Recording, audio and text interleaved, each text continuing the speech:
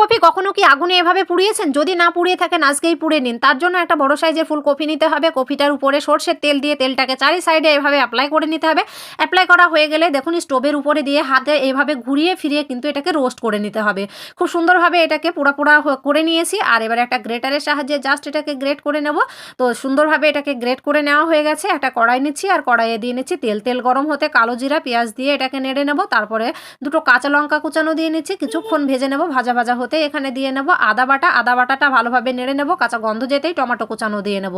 এবার দিয়ে নেব এখানে স্বাদ অনুসারে লবণ। লবণ দেওয়ার পরে কিছুক্ষণ নাড়ব। তারপরে জিরা গুঁড়ো, হলুদ গুঁড়ো, লঙ্কা গুঁড়ো দিয়ে ভালোভাবে নেড়ে নেব। গরম মশলাটাও এখানে অ্যাড করে দিচ্ছি। ভালোভাবে নেড়ে নিলেই এখানে সামান্য পরিমাণে জল দিয়ে আমরা অপেক্ষা করব। জলটা ড্রাই হতে কিছুটা ফ্রেশ ধনিয়া পাতা কুচানো দিয়ে নিলাম আর গ্রেট করা কপিটা দিয়ে নিলাম। কপি দেওয়ার পরে এটাকে 5 মিনিট নেড়ে নিয়েছিলাম। 5 মিনিট পরে আঁচটাকে কমিয়ে ঢাকনা দিয়ে আরও 3 মিনিট কুক করে নিয়েছি। আর ঢাকনা খুলে